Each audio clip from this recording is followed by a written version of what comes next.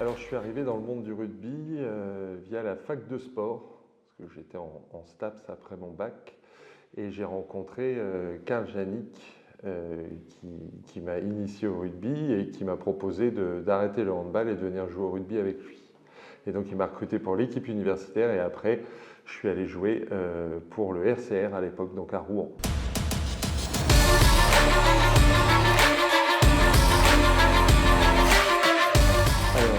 Mon premier entraîneur, qui l'a été pendant très longtemps, c'était Jean-Paul Forest, puisque j'ai commencé par l'équipe réserve et à l'époque il coachait la réserve de Rouen. Et le président de l'époque était Monsieur Dutheil.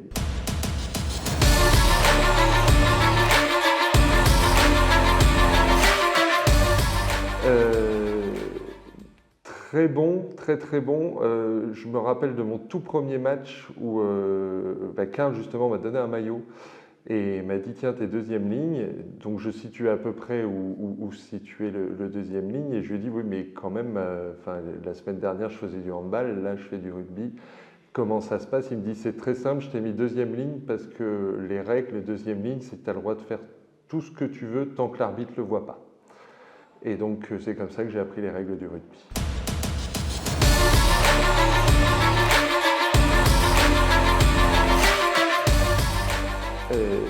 Toutes les valeurs qui ont attrait au collectif, la camaraderie, le fait qu'on joue à 15, on gagne à 15, on perd à 15, ce côté soutien, camarade, on se bat pour l'autre, peu importe comment on est en dehors du terrain, qui on est, si on s'apprécie ou pas, sur le terrain, quand on porte le même maillot, on avance tous ensemble dans le même sens et on se soutient les uns les autres.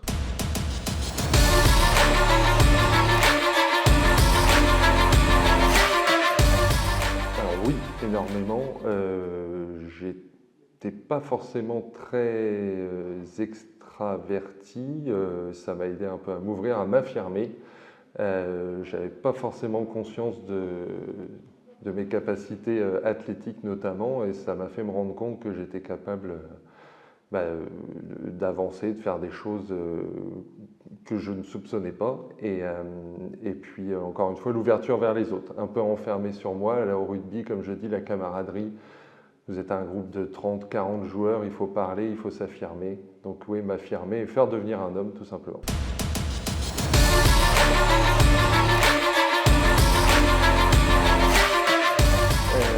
Mon meilleur souvenir rugby,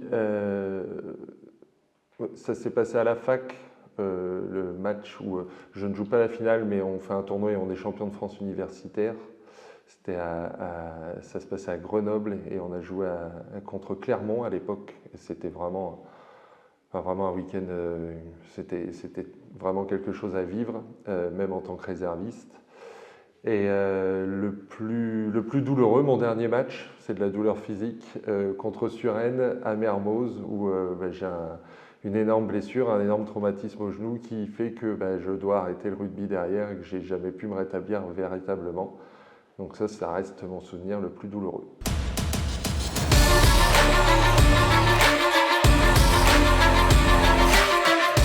Alors, j'ai jamais été un grand joueur.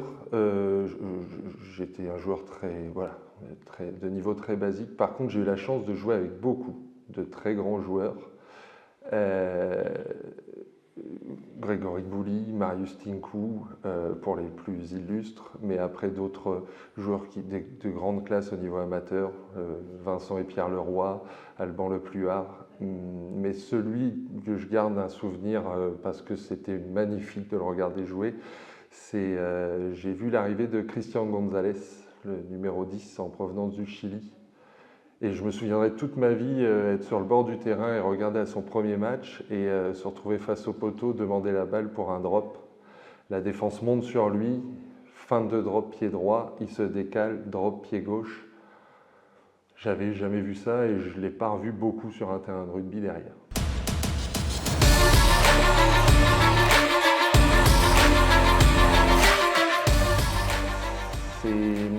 Beaucoup de choses ont changé. Je pense que les valeurs restent les mêmes. Est-ce que je me plairais dans le rugby d'aujourd'hui, qui est énormément basé sur l'affrontement physique? Je ne sais pas, je ne peux pas te dire.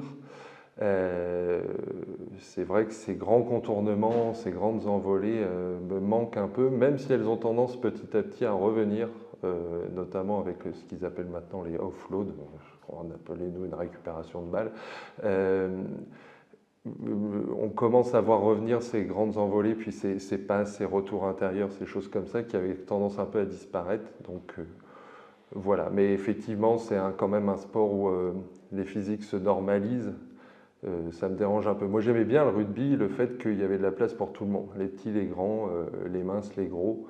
Ça a tendance un peu à se perdre et c'est certainement la chose qui me dérange le plus actuellement.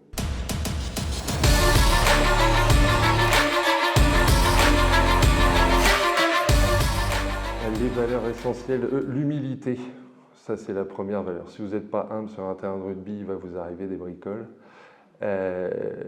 L'esprit collectif, la camaraderie et puis la remise en question perpétuelle. Si vous ne remettez pas en question quand vous jouez au rugby régulièrement, si vous considérez tout comme acquis, vous allez vers une grosse déconvenue. Donc c'est des belles valeurs qui, derrière, dans la vie de tous les jours, sont bien de garder et d'appliquer aussi pour sa vie de tous les jours.